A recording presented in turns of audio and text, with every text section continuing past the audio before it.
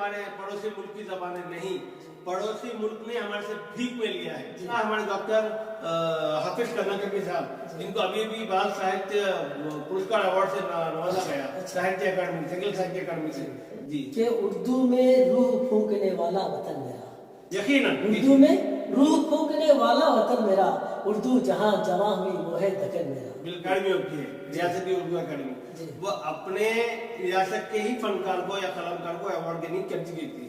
क्या पूछते हैं मुझसे, जुबान कहाँ की है, उर्दू है इसका नाम, ये है हिंदुस्तान की है। कि आपने देखी हिंदुस्तान के फर्द का फर्ज है कि अपने बच्चों को उर्दू सिखाए, इसलिए कि उर्दू किसी के बाप की जागीर नहीं है। आप तेलुगु वाले हो, मलयालम वाले हो, कन्नड़ वाले हो, मराठी वाले हो, लेकिन उर्दू जबान हमारे पूरे हिंदुस्तान की जबान है। एक अकादमी से इनाम लेता है तो दूसरी रियासत से भी क्या इनाम ले सकता है या नहीं? के अलावा लोगों को हम अवार्ड नहीं देते, अच्छा। चाहे किताब पर हो या इंफरादी हो। अच्छा जी। कर्नाटक उर्दू अकादमी सिर्फ कर्नाटक के कलमकार फनकार हजरात को ही अवार्ड देती है। जी, अस्सलाम वालेकुम नाज़रीन, मैं डॉक्टर इमाम कासिम साखी, न्यूज़ 16 चैनल में आपका इस्तकबाल है। आज हमारे सामने एक ऐसे मोतबर शख्स मौजूद है जो बज़्म उम्मीद फरदा की तरफ से कई मस्तूर फनकारों को मंजर आम पर लाने की सही कर रहे हैं, जिनका नाम है सैयद इरफानुल्लाह खादरी साहब। वालेकुम सलाम। आप तमाम का भी मैं शुक्रिया करता हूँ कि आपने इस किफल मकतब को अपने प्रोग्राम में मकबूल किया है, और मशकूर और ममनून हूँ कि आपने इस किफल मकतब को अपने प्रोग्राम में मकबूल किया। शुक्रिया। मतलब हमारे नाज़रीन ये जानना चाहते हैं कि सबसे पहले आपकी जाए पैदाइश और आपकी तालीम के सिलसिले में जानना चाहते हैं।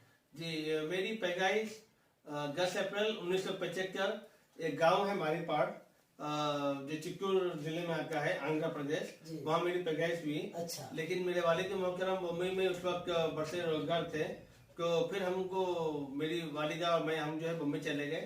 तो मेरी जो तालीम है 10वीं जमात तक उर्दू में हुई है। अच्छा माशाल्लाह। यहाँ एक बात यह है कि उर्दू तालीम से जब बात निकलती है तो लोग सरकारी उर्दू स्कूल समझते हैं जी, लेकिन मेरे वालिदा ने मुझे फीस देकर गैर सरकारी उर्दू स्कूल में पढ़ाया है। अच्छा, उर्दू मीडियम में? बिल्कुल उर्दू मीडियम में। अच्छा। और वहीं पर जो वहां से फिर जो है हमारी कॉलेज पीयूसी हुई, क्योंकि मेरे जो कॉलेज है पढ़ाई वो कॉमर्स में हुई। कॉमर्स गैर उर्दू जबान है, अंग्रेजी जबान में हुई। फिर मेरा जो कॉमर्स मेरा ग्रेजुएशन हुआ है। अच्छा। जो पूरा मुंबई में हुआ है। अच्छा अच्छा। तो हमारे नाज़रीन का एक और सवाल है कि उर्दू की तरफ आपका रुझान कैसे हुआ? जी, जब मैं स्कूल के दिनों में था जी, उस वक्त हमारे पास ये हुआ कि 7वीं जमात के बाद हम हाई स्कूल का हमारा जो सिलसिला होता है, जब 8वीं जमात में आया तो उस वक्त मुझे 2 ऐसे असगदा मिले जिनका एहसान मेरे ऊपर क्या क़यामत रहेगा। एक मोहतरमा रिहाना मिस है और एक मेरे उस्ताद के जनाब अब्बास सर साहब। अच्छा। दोनों बाहर जाके अल्लाह उनकी मर्यादा करे। ये दोनों ने एक कमाल किया कि मेरी जबान में थोड़ी रुकनियत थी, खोखलापन था। अच्छा। तो अब्बास सर ने जो है मेरी जबान को साफ करने में मेरी मदद की, मुझे रफी साहब के गानों की तरफ मरगूब किया। अच्छा। और मुझे अखबार पढ़ने की जो है तरकीब दिलाई। और रिहाना मिस जो थे वो मेरे से कई काम लेते और मुझसे क्लास वगैरह की जो मॉनिटर का काम होता है या बोलने का काम होता है मुझसे कराते। तो उनकी इतनी मस्त मेरे से कराते हो कि अल्हम्दुलिल्लाह आज जो किफला मतलब जो उस जमाने में जो टोकला था, अच्छा, आज आप लोगों के सामने बोलने की कुछ जसारत करता है। माशाल्लाह माशाल्लाह, बहुत खुशी की बात है। मोहतरम इरफानुल्लाह साहब, सबसे पहली बात यह है कि आप कर्नाटक उर्दू अकादमी से ताल्लुक रखते हैं, तो आप वहाँ की जो उर्दू खिदमत है, कर्नाटक उर्दू अकादमी की जो खिदमत है, उन खिदमत के ताल्लुक से चंद बातें बताया तो अच्छा। देखिए, कर्नाटक उर्दू अकादमी एक ऐसा सरकारी इदारा है जो हुकूमत की कर्नाटक की जानिब से उर्दू जबान और अदब के फरोग और तजवीज के लिए एक फाल और मुख्तलिफ इदारा है। अच्छा। यहाँ से हम कर्नाटक के जितने भी उर्दू के कलमकार हजरात हैं, अच्छा, चाहे वो शायर हो या नस्ल निगार हो, उनकी किताबें हम शाये करते हैं और हम जो है उनके जरिए शाये की हुई किताबें, यानी ऐसी किताबें जो अकादमी से शाये होकर नहीं है, अच्छा, उन्होंने अपने दफ्तर खास से शाये की है, उस पर अकादमी से उनको हम अवार्ड वगैरह देते हैं। अच्छा। और फिर उनकी शख्सियत पर भी उनको इनफरादी अवार्ड वगैरह हम देते हैं। अच्छा। इसके अलावा अकादमी जो है अपने तौर से जो कर्नाटक के जितने भी गैर सरकारी जो अदबी इदारे हैं उनको माली काउंट देती है। अच्छा। और अकेडमी उनके जरिए हर जिला हर ताल्लुक तक पहुंचने की अपनी एक कोशिश करती है। माशाल्लाह माशाल्लाह। ये तो हर अकेडमी जो है हर स्टेट की अकेडमी करती है, तो इसमें आपकी कर्नाटक की उर्दू अकेडमी के ताल्लुक से जो इनफरादियत है वो ये है कि आप छोटे से छोटे शायर को भी जो है उनकी हिम्मत अफजाई करते हैं और बड़े से बड़े शायर की भी हिम्मत अफजाई करते हैं। इसकी वजह ये है जी कि हमारे पास जो भी अकेडमी के चेयरमैन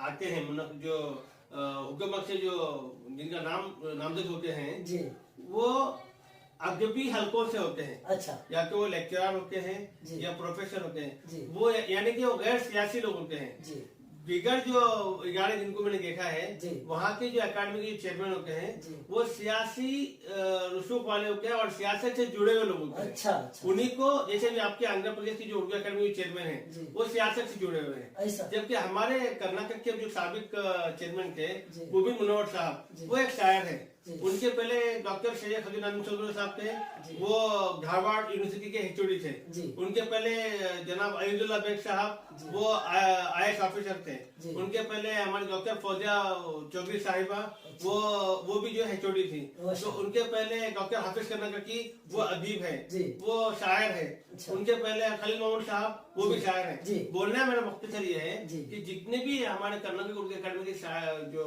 चेयरमैन होते हैं जी। या अरकान होते हैं, जी। वो गैर सियासी लोग होते हैं। अच्छा, इसीलिए वहाँ पर उर्दू की नशोनुमा में और उर्दू के फरोग में अच्छा काम होता है। सियासी असर और रसूख नहीं होता। नहीं, बिल्कुल नहीं होगा। और वहाँ पर हमारे पास सबसे बड़ा ये चीज ये है, आपको ताजुब होगा जी। कि हमारे पास जितने भी उजरा आपके गए हैं, अच्छा। किसी भी वजीर ने अपने तौर से चेयरमैन या अरकान के ऊपर एक दबाव नहीं डाला जी। कि आप मेरे फलाने आदमी को आप अवार्ड दो, अच्छा। या मेरे फलाने आदमी को अपने अकादमी का मेंबर बनाओ। जी, वहाँ पर बिल्कुल। किसी की नहीं चलती। जी, जी। हाँ, हमारे जो उजरा होते हैं, जी। जो हमारे अखलाकी बहबूद के जो वजीर होते हैं, हाँ जी, वज़रा, जी। हाँ, हमारे पास अखलाकी बहबूद के जो वजीर है, हमारा अकादमी उन्हीं की मांगी जाती है। जी। उनका रोल ये होता है कि वो वजीर आला तक जी। एक चेयरमैन का नाम और जी। अरकान की जो फहरिस्त होती है जी। वो पेश करते हैं। अच्छा। इनका रोल इतना ही होता है। जी।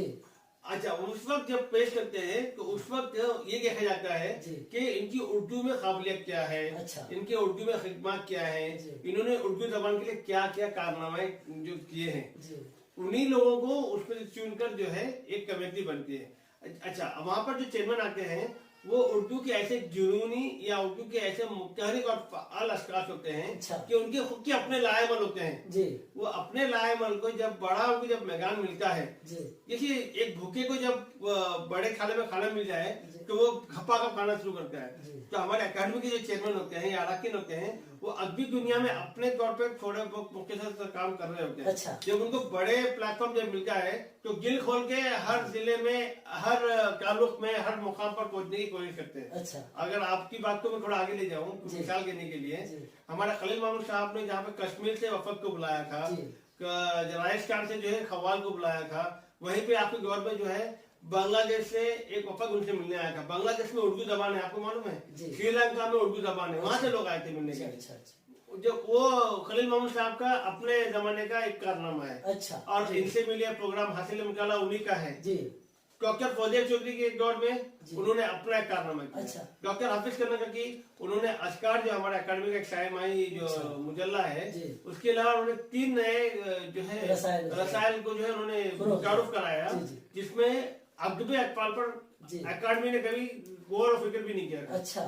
उन्होंने अदबी अकबाल के तारुफ से जी। एक रिसाला निकाला, महानामा निसार निकाला। अच्छा। फिर खवातीन के तारुफ से अलग से एक रिसाला, बहुत उन्होंने कर्नाटक। वाह वाह। फिर उन्होंने क्या किया, जहाँ बच्चों का हो गया, जी। खवातीन का हो गया, जी। तो दीगर लोगों के लिए उन्होंने एक अदीब बना दिया। अरे माशाल्लाह, तो बहुत खुशी। अशकार के अलावा लेकिन यहाँ पर ये अशकार और एक 3 रसालों में ये तफरीक था जी।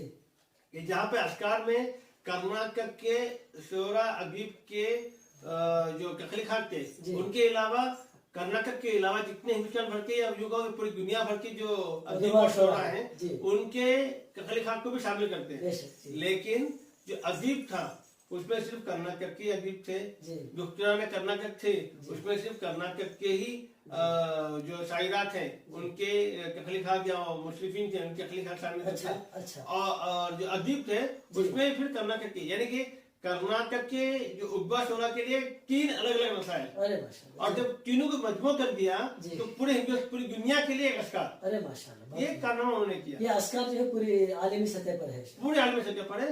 इसमें कनाडा के जो कलमकार है, अच्छा, उनकी तहकीकात भी आपको मिलेगी, लंदन से जो लिखते हैं उनकी भी मिलेगी आपको, यानी कि पूरे अर्थ पर जितने भी उर्दू जहाँ जहाँ फैली हुई है तमाम के जो तहकीकात जो है गालिबन अल्हम्दुलिल्लाह मैं समझता हूँ कि 80% लोगों की कथें आपको इसमें मिलेगी। ये एक मुनफरिद काम है कर्नाटक उर्दू अकादमी की तरफ से। बिल्कुल, और ये इसलिए भी इसकी अपनी एक पहचान है अस्कार की कि अस्कार में नए लिखने वालों को भी जगह मिलती है। अच्छा, और यहाँ पर ऐसा इसमें मजा ये है कि कर्नाटक में कोई अगर एक नया लिखने वाला है, चाहे वो शायर हो या अदीब हो या नसर निगार हो या सहाफी भी हो, क्यों ना हो, वो अगर नौजवान है तो उसकी तख्लीकात भी अकादमी के अस्कार में यूँ शामिल होती है कि पाकिस्तान के या कनाडा के या जापान के या ऑस्ट्रेलिया के, यानी कि पाए के जो उर्दू के लिखने वाले हैं, अच्छा, तमीम हनफी हैं और शमसुर रहमान फारूकी हैं, गोपीचंद नारंग हैं, उनके तख्लीकात के साथ इनकी तख्लीकात भी अस्कार में शामिल है। तो यानी कि नए लिखने वालों को एक जोश मिलता है, हौसला मिलता है कि हम उनके साथ छप रहे हैं। देखिए अब एक अखबार में अभी एडिशन जो छपता है उसमें जहाँ बड़े बड़े शायरों के कलाम आते हैं, वहीं पर अगर तिफले मकतब का भी एक शायर एक कलाम आएगा तो उसकी हौसला अफजाई है। तो यहाँ पर जो है रियासत के नहीं बल्कि पूरे आलमी सतह के उर्दू वालों की, दुनिया के जो लोग हैं उनके साथ किसी का अगर मजबूत शायर होता है तो उसके लिए एजाज है। ये आपके इस बातों से इस पस मंजर में एक बात ख्याल याद आया कि कहीं पढ़ा था मैंने कि बड़े लोग वो नहीं है जो उम्र में बड़े हैं, बड़े लोग वो नहीं है जो ओहदे में बड़े हैं, बड़े लोग वो होते हैं जो अपने छोटों को छोटे होने का एहसास नहीं देते। यही कार्रवाई, यही काम जो है हमारे उर्दू अकादमी, कर्नाटक उर्दू अकादमी, हमारे जितने भी चेयरमैन गुजरे अकादमी के और जो रजिस्ट्रार गुजरे हैं उनको दिल से सलाम के उन्होंने तमाम ने अपनी इंफरादियत के बुनियाद पर इंफरादी कारनामों को मंजर आम पर लाया। इसीलिए मैं समझता हूँ हर कोई अपनी अकादमी को बड़ी समझता है, लेकिन मैं जो कि कर्नाटक उर्दू अकादमी का मुलाजिमत हूँ, वहाँ की खाता हूँ, इसलिए नहीं, वहाँ की अकादमी, हमारी जो अकादमी जो काम कर रही है, मैं दावे से कह सकता हूँ कि पूरे हिंदुस्तान की जितनी अकादमियां हैं उनको अगर मिला भी लें तो उनकी अकादमी की बराबर नहीं कर सकते। ये मेरा अपना दावा है। नहीं, आपका नजरिया बहुत अच्छा है अल्हम्दुलिल्लाह। आप तो कर्नाटक उर्दू अकादमी की ताल्लुक से जो है वहाँ पर काम कार्रवाई भी अंजाम दे रहे हैं। आपका मनसबी पेशा भी वहाँ पर है कि आप वहाँ पर कंप्यूटर असिस्टेंट भी है, कंप्यूटर ऑफिसर है।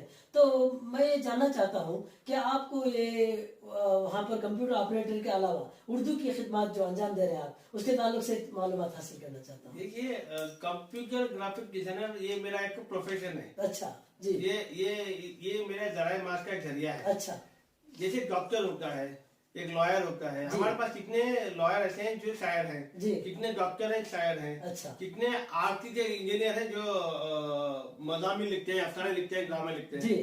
तो पैसे से आदमी का कोई मैं समझता हूँ कोई जोड़, कोई कनेक्शन नहीं होता है। ये मैं जहाँ पर उर्दू तालीम हासिल किया गैर सरकारी उर्दू स्कूल में, वहाँ की जो मेरे असातिज़ा थे, मेरे वालिदैन के बाद उन्होंने एक ऐसी बुनियाद डाली कि मेरे अंदर उर्दू की जरासीम रहे। अच्छा, शायरों में सिर्फ शायरी की जरासीम हो गया है, नसर निगार में सिर्फ नसर के हो गए, इरफानुल्लाह में जो है उर्दू की जरासीम है। मुझे उर्दू की खिदमत करने, उर्दू की जबान की खिदमत करने में मुझे बुजुर्गों की तरफ से बिल्कुल यकीनन। तो यहाँ पर एक शेर याद आ गया मुझे कि यूं ही चलकर नहीं ये तर्ज सुखन आया है, पाँव दाबे हैं बुजुर्गों के तो ये फन आया है। यकीनन। और आपकी बात, आपका जो शेर है इसका भी इशारा करता है कि मैं जिस जमीन से पैदा होकर आया हूँ, जो चित्तूर जिला है, आंध्र प्रदेश जो है, ये ऐसा आगे का गहवारा कल भी था, आज भी है, कारखाना रहेगा कि जहाँ पर कई यहाँ के डॉक्टर राहिफ साहब यहीं के हैं। तो हमारी जमीन ही ऐसी है कि यहाँ पर बच्चे के जो है जरासीम में उर्दू की जरासीम मौजूद है। अरे माशाल्लाह, बहुत खुशी की बात है। आप जो है कंप्यूटर ऑपरेटर है, तो बज़्म उम्मीद फरदा भी एक प्रोग्राम चला रहे हैं, तो इसकी तरफ आपका रुझान कैसे हुआ? देखिए, कर्नाटक उर्दू अकादमी से हमारे कर्नाटक के एक बहुत अच्छे मशहूर मारूफ शायर हैं जनाब मुनीर अहमद जामी साहब, अच्छा, जिनको मैं अपना अदबी उस्ताद मानता हूँ। अच्छा, और उन्हीं की सरपरस्ती में मैं अपने मज़ामिन वगैरह जो भी है मैं तहरीर करता हूँ। उन्हीं की इमा पर, उन्हीं की हौसला अफजाई कि आज मैं कुछ लिखने के काबिल बना हूँ। तो जामिल साहब ने एक सिलसिला शुरू किया था उम्मीद है पर्दा। अच्छा। उसमें उन्होंने क्या किया था कि जो नए लिखने वाले हैं, चाहे शायर हों या नस्ल निगार हों, उनकी एक उम्र कैद की थी उन्होंने। अच्छा। 35 साल से कम उम्र के लोगों को ही उसमें हिस्सा लेना है। तो उस प्रोग्राम की खासियत ये रही कि जिस दिन वो प्रोग्राम हुआ उस दिन अकादमी के 5 शेड्यूल एक प्लेटफॉर्म पर मौजूद थे। अच्छा। मैं नहीं समझता कोई अकादमी का जो है अपने साबिक शेड्यूल को बुलाकर प्रोग्राम करना पसंद करता है, मेरे को निगाह में नहीं है। अच्छा। क्योंकि तकरीबन जितने भी अकादमी है उनसे मैं रब्ते में हूँ, लेकिन हमारी कर्नाटक उर्दू अकादमी को ये जो है एजाज हासिल है। मैं समझता हूँ कि एक ही प्लेटफॉर्म पर 5 शेड्यूल का होना मेरे लिए तो बहुत बड़ी एजाज की बात है। और उसमें हमारे जो साबिक चेयरमैन के अलावा जो मौजूदा चेयरमैन थे वो भी शामिल थे। तो उस वक्त हमने 18 शोरा और 6 नस्ल निगार का एक प्रोग्राम किया था। अच्छा। उम्मीद है पर्दा उसी से मुतासिर होकर, क्योंकि मेरा भी ये काम था कि मैं नए लिखने वालों को लाना चाह रहा था और जो पोस्टिका लोग हैं कि उनको सामने लाके पेश। हमारे पास ऐसे शोरा भी थे जो सिर्फ अखबारों में ही जाने जाते थे, बिल मुसाफा कोई उनको जानता नहीं था। तो मेरी ख्वाहिश थी कि क्यों नहीं एक ऐसा सिलसिला बनाऊं कि नए लोगों को, यानी जो पुराने लोग हैं उनको भी नए लोगों से जोड़ूं मैं। तो इसी की काबिश है कि बस में उम्मीद पर्दा का जो है तंजीम का जो है ये हुई, हमारी तस्वीर हुई। ये बस में उम्मीद फर्दा की तरफ से आप जो है हर हफ्ता एक शायर को, एक अदीब को, एक तख्लीकार को मंजर पर ला रहे हैं। अब ये बहुत बड़ा लाही अमल है, बहुत बड़ा काम है। ये इतना आसान नहीं है कि एक छुपे हुए मस्तूर कलमकार को, फिर तख्लीकार को मंजर पर लाना। ये काम आप अंजाम दे रहे हैं, ये आपकी जो है ये है पहचान है और आपकी जो हिम्मत अफजाई है। अल्हम्दुलिल्लाह तमाम शोरा को और उज़मा को जो है आप हिम्मत अफजाई। आपको मैं रोकना चाहूँगा, देखिए उनको सामने लाया जाता है या उनको पेश किया जाएगा जिनकी पास काबिलियत नहीं हो। हम उन लोगों को ला रहे हैं जो बेबाक है। अच्छा। देखिए इंटरव्यू देने के 2 तरीके होते हैं। एक पहले सवाल भेज दिए जाते हैं। अच्छा।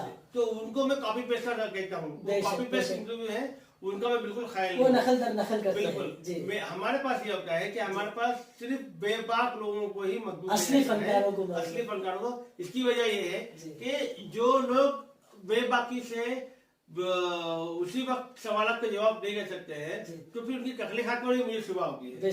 तो हमारे जो नए लिखने वाले हैं मैं उनको बेबाक लोगों से, हौसलामंद लोगों से और अच्छे लोगों से मुकाबला, अच्छे लोगों की तलाश करके डरपोक लोगों से मुकाबला कराना चाहता हूँ। असली हीरो को परखते हैं, असली हीरो को मंजर। बिल्कुल। जैसे अभी आपका भी मैंने जो हमने एक मुलाकात की नसीब जो हमने की थी और आपके वसीला टीवी के महमूद साहिब साहब का हमने जो इंटरव्यू किया था, क्या हमने आपको सवाल भेजे थे? नहीं भेजे। हम जो है जो वक्फी जो हमारे जो सवाल होते हैं, देखिए हम क्या करते हैं कि जो भी हमारा शायर या अदीब या सहाफी या ड्रामा निगार होता है उनके ताल्लुक से अल्हम्दुलिल्लाह मेरे पास थोड़ा इल्म होता है कि ये चीज है। बस मुझे उनको ये छेड़ना होता है कि उनकी दुखी रत क्या है, उनके ख्याल। हर शायर चाहता है कि मैं अपने दिल की भड़ास निकालूं। हमारा प्रोग्राम का कोई वक्त मुक्का नहीं है। हमारा प्रोग्राम 2.5 से 3 घंटे का होता है। वहाँ पर शायर अपनी तख्लीकात दिल खोल के पढ़ सकता है, नस्ल निगार अपने तख्लीकात दिल खोल के पढ़ सकता है, अफसाना निगार अपने तख्लीकात पेश कर सकता है। आपके सवालात का भी जवाब जो देते हैं उससे कई चीजें मंजर पर आती हैं, उनके नजरियात मंजर पर आते हैं। बेबाकी से कहते हैं ना वो। जी बिल्कुल। पहले से अगर सवाल उनकी बात होंगे तो जवाब और अच्छा नहीं है। ये वैसा नहीं है। ये उसी वक्त जब सवाल जाता है तो उनकी दुखती रत को हम छेड़ते हैं। बाज़ लोगों का गुमान है कि ये बज़्म उम्मीद फर्दा जो है उर्दू अकादमी से मुंसलिक है, क्या ये सही है? क्या नहीं, ये अच्छा सवाल है। ये काफी लोग मुझसे पूछते हैं जी। कर्नाटक उर्दू अकादमी ये सरकारी इदारा है जो रियासत कर्नाटक के हुकूमत की जानिब से उर्दू जबान के फरोग और तरवीज के लिए काम करती है। माशाअल्लाह जी। बज़्म उम्मीद फर्दा ये गैर सरकारी मेरा इंफरादी इदारा है, इसका अकादमी से कोई सरोकार नहीं है। आपको और एक बात बोल दूं आपको मैं कि आप जैसे जो इदारे छोटे इदारे हैं वो सरकारी इदारों से इस्तीफा ले सकते हैं, लेकिन बज़्म उम्मीद फर्दा बदनसीब इदारा है जो अकादमी से इस्तीफा नहीं ले सकती क्योंकि वहाँ का मैं मुलाजिम हूँ। जी। अच्छा, और दूसरी बात क्या है, हमारे एक नाजरीन का एक सवाल है कि बज़्म उम्मीद फर्दा की तवज्जो से कई फनकारों ने अपने अदबी रुझानात और नजरियात का मुजाहिरा किया है। इन प्रोग्रामों से उर्दू जबान और अदब से मुताल्लिक़ क्या कैसी तस्वीरें मंजर पर आई हैं? मेरे नजदीक तो अच्छी नहीं आई है। कई लोगों का अपना तल्ख तजुर्बा आ रहा है। अच्छा। कई लोगों के दिल के फपोले फूक कर आए हैं। कई लोगों ने जो है प्रोग्राम होने के बाद फोन पर कहा है कि आज जो सवाल आपने किया और जो आज मैंने जो बातें किए हैं, अच्छा, तो कई राज भी पास हुए हैं। अच्छा, कई चीजें ऐसी हुई हैं कि दोस्त दुश्मन बन गए हैं। अच्छा। और कई ऐसा हुआ है कि दुश्मन दोस्त बन गए हैं। अच्छा। ये प्रोग्राम की वजह से कई लोगों के, देखिए यहाँ पर क्या होता है, मैंने हिसाब आपका भी तस्करा किया कि कई चीजें ऐसी होती है जो आपके साथ, जो आपकी जो शायर बरादरी है, आपके साथ मुशारा पढ़ने जाते हैं, लेकिन दिल में उनके जहर होता है। हाँ जी, बैर रखते हैं जी, बिल्कुल बैर रखते हैं जी। ये हर जगह है। ये आपके सिर्फ आंध्रा में, कर्नाटक में, हिंदुस्तान में, पाकिस्तान में, बांग्लादेश में, ये कोरिया पे मेरा कहना ये है कि जहाँ जहाँ इंसान है, इंसान के साथ बख्श भी है, बैर भी है, झगड़ा भी है। तो शायर और अदीब वो भी इंसान ही है ना। तो इससे आपको तरफ तजुर्बात भी हासिल हुए हैं? बहुत तरफ तजुर्बात, यहाँ तक कि जब भी हमारा पोस्टर जब बनता है, रिलीज होता है, तो मुझे उन्हीं के साथ में उठने बैठने वालों का फोन आता है क्योंकि आपको इनसे काबिल कोई आदमी नहीं मिला क्या? अच्छा अच्छा, या आपके ताल्लुक से ही मुझे फोन आए थे, महमूद शाहिद साहब के ताल्लुक से मुझे फोन आए, शफी खामिदी साहब के ताल्लुक से फोन आए, मुबीन मुनव्वर साहब के ताल्लुक से मुझे फोन आए कि आपको, तो मेरा सब तमाम को एक ही जवाब है जी। कल भी था, आज भी है, इंशाल्लाह कल भी। आपकी तवज्जो से मैं तमाम जो हमारे देखने वाले उनको बोलना चाहूंगा कि बस में उम्मीद फर्क, किसी से कोई पैसे लेते नहीं है। अच्छा, बिना पैसों के हम काम करते हैं। तो वहाँ पर ये मुझे पूरा इख्तियार है कि मैं किसको चुनता हूँ, और मैं सिर्फ उन्हीं को चुनता हूँ जो बेबाक है, सच्चे हैं, जो सही में उर्दू की खिदमत अंजाम दे रहे हैं। मेरे पास दिखावा या क्योंकि पैसे ले लेके ना हम लोग, बिना पैसे, मैंने आपके पास भी लाख रुपए लिए थे ना, बिना पैसों के जब मैं काम कर रहा हूँ तो मैं बेबाकी से काम करूंगा।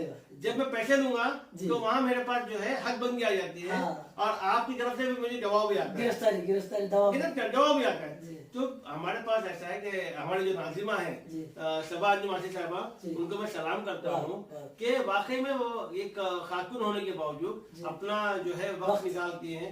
और लोगों के जहन में ये है कि वो सिर्फ 2 घंटे के लिए आती है। उनको मैं बता दूं, जैसे आप भी उसके गवाह है कि प्रोग्राम की ताल्लुक से वो पूरा हफ्ता काम करती है। बिल्कुल बिल्कुल, सवालात के ताल्लुक से, फिर जो मेहमान खास है हमारा, उनके ताल्लुक से उनको फोन करना, और कई लोगों को स्ट्रीम यार्ड मालूम नहीं है। इसका तजुर्बा मुझे भी है क्योंकि मैं भी एक मतलब नाज़िर हूं, शायद मेरे साथ आप थे।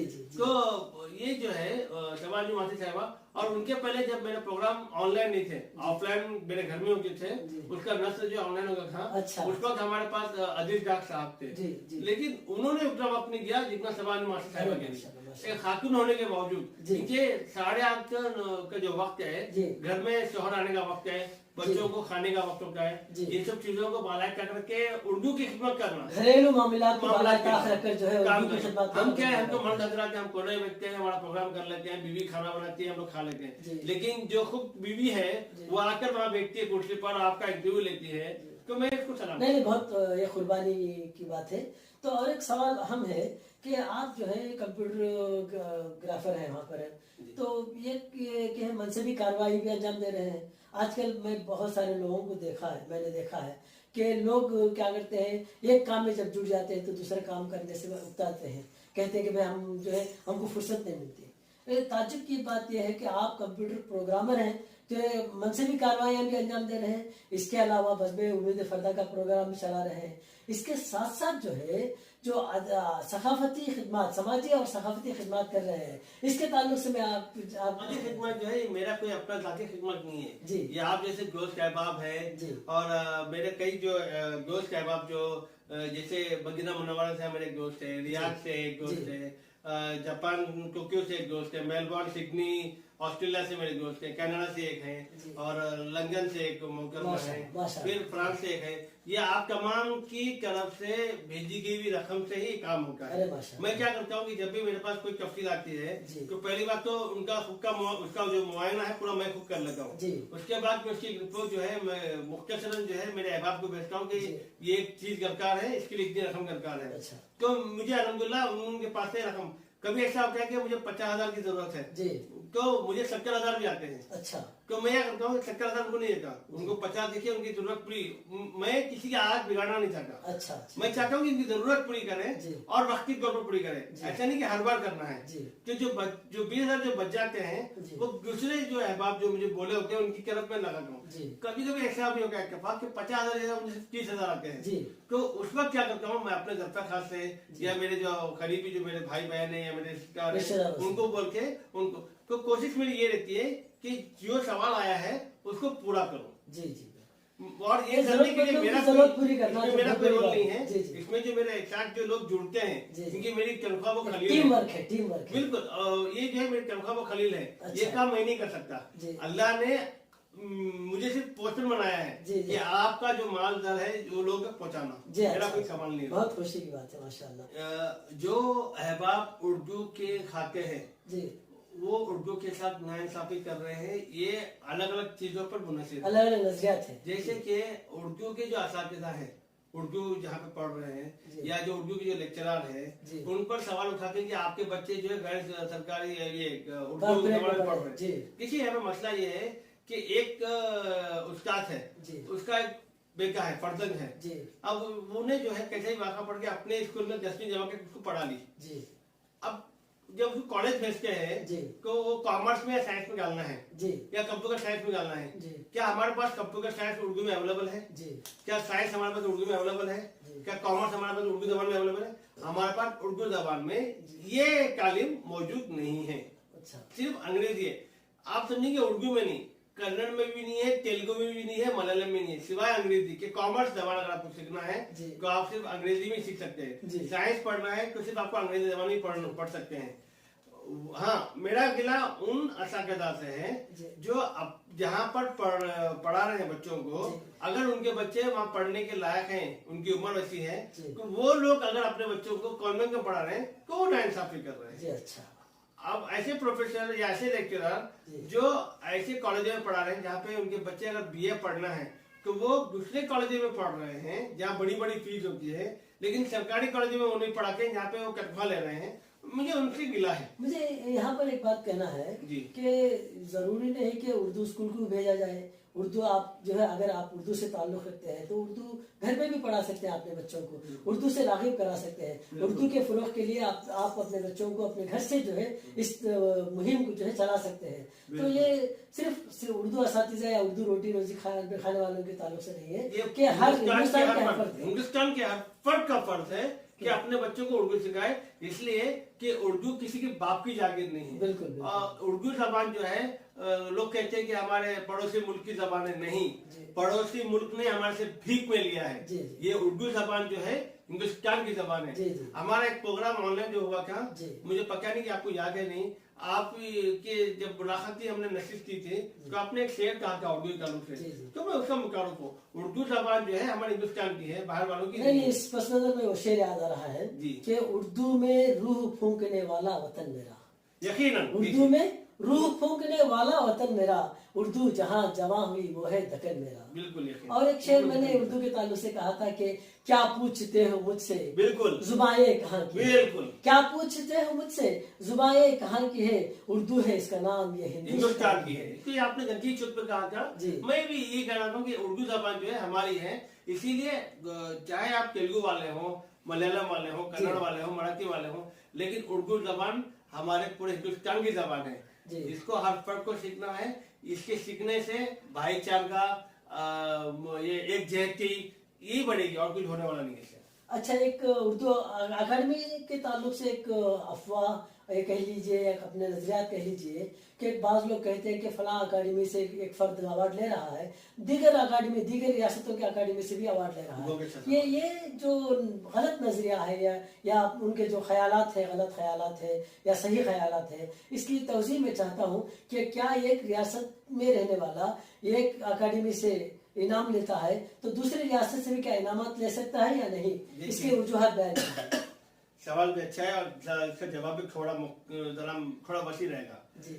पहले बात तो यह है कि जिस अवार्ड की आप बात कर रहे हैं, कर्नाटक रियासत की जो अकेडमी होती है, रियासत की उर्दू अकेडमी, वो अपने रियासत के ही फनकार को या कलमकार को अवार्ड देने की कब्जी की है।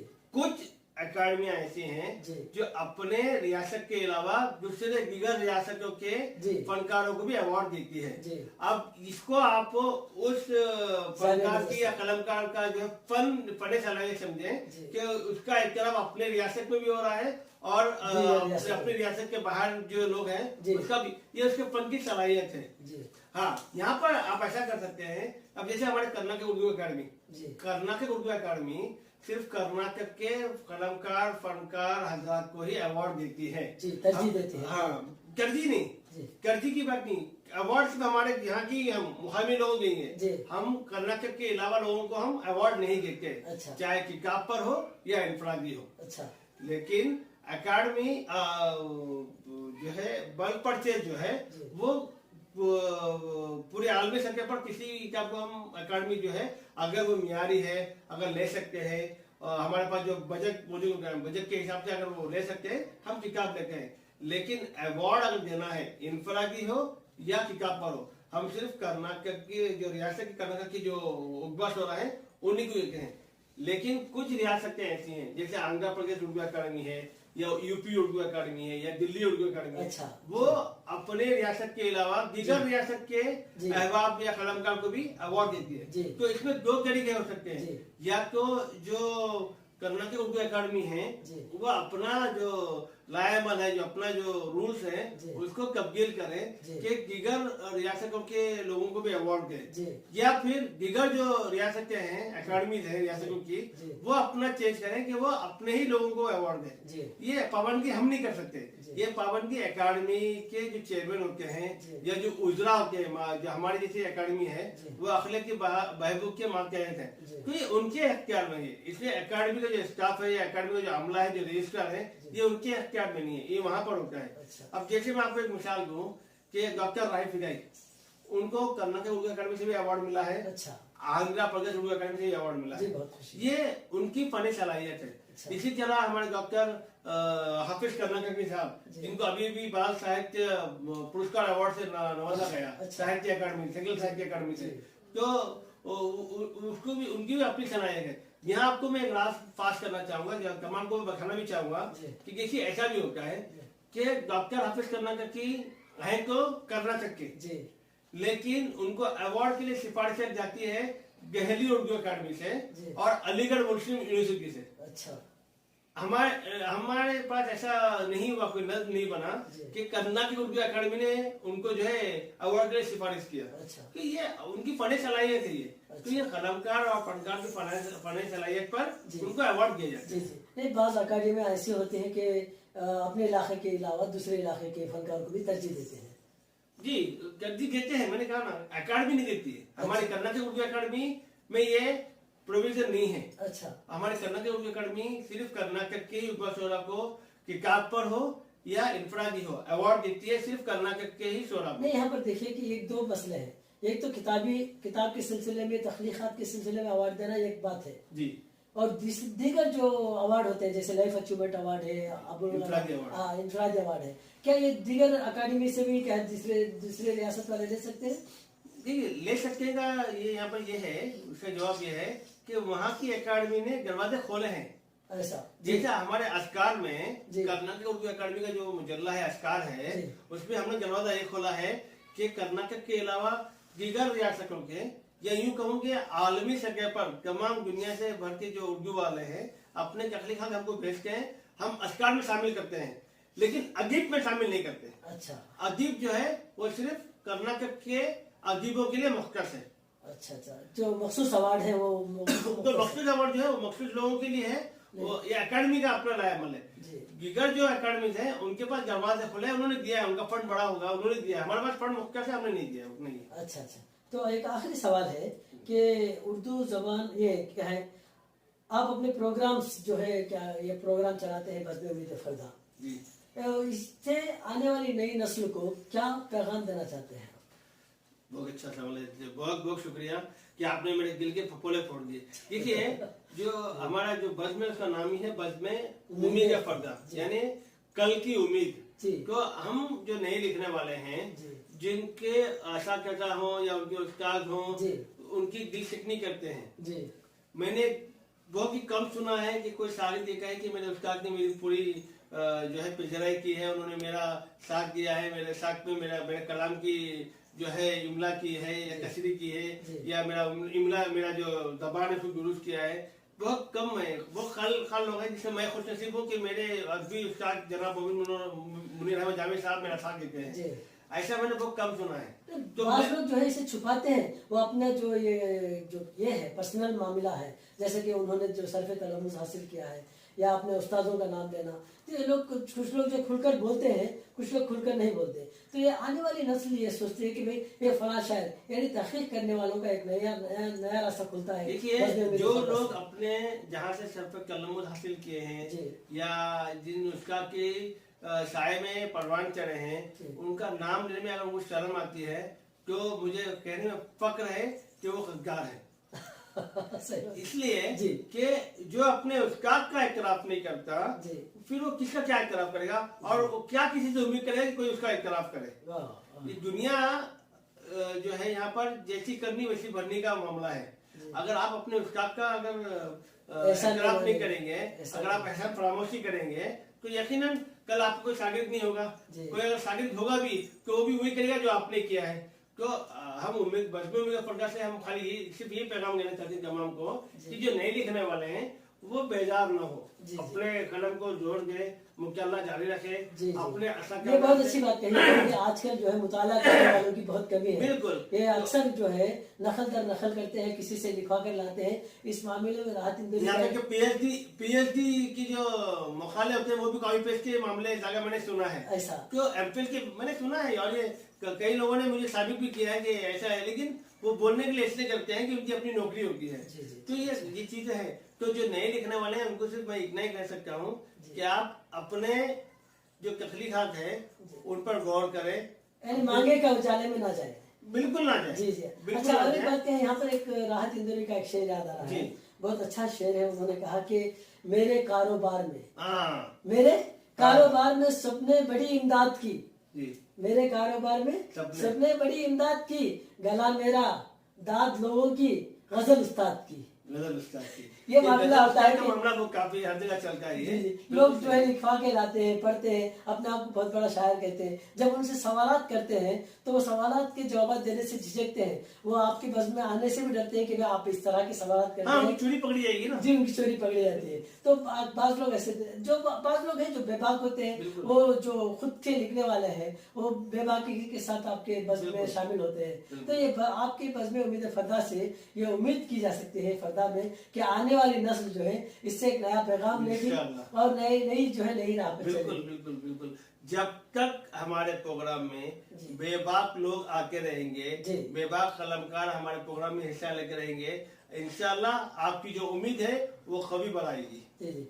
अच्छा, मैं अपने प्रोग्राम को यहीं पर इख्तिताम पर पहुंचाना चाहता हूँ। मैं बहुत शुक्रगुजार हूँ क्योंकि आप अपने तमाम कार्रवाइयों को, तमाम जो है मजहबी कार्रवाइयों हो, क्योंकि आज बज़्म उम्मीद फरदा का प्रोग्राम भी है, इन तमाम कार्रवाइयों को, इन तमाम मसरूफियात को बालाए ताख रखकर आपने हमारे इंटरव्यू में जो है हिस्सा लिया। मैं आपका तहे दिल से शुक्रगुजार हूँ। उम्मीद है कि आप जो है इसी तरह पैगाम देते रहें, आने वाली नई नस्ल को जो है उर्दू के फ़रोग़ में हिस्सा लेने की तरगीब देते रहें। और इसी तरह मैं जो है आपका भी, डॉक्टर इमाम कासिम साखी साहब का, और न्यूज़ 16 हमारे जो मेरे दोस्त का मोहतरम जनाब सोहेल साहब का मैं शुक्रिया करता हूँ कि आप जो है इस किफ़ला मकतब को इस काबिल समझा कि अपनी टूटी ज़बान में कुछ कहने के जो है मैं जसारत करूँ। मैं आप तमाम का भी शुक्रिया करता हूँ, और तमाम जो हमारे देखने वाले हैं उनसे भी गुजारिश करता हूँ कि आप न्यूज़ 16 को जो है आप लाइक करें और इसकी हौसला अफजाई करें। शुक्रिया।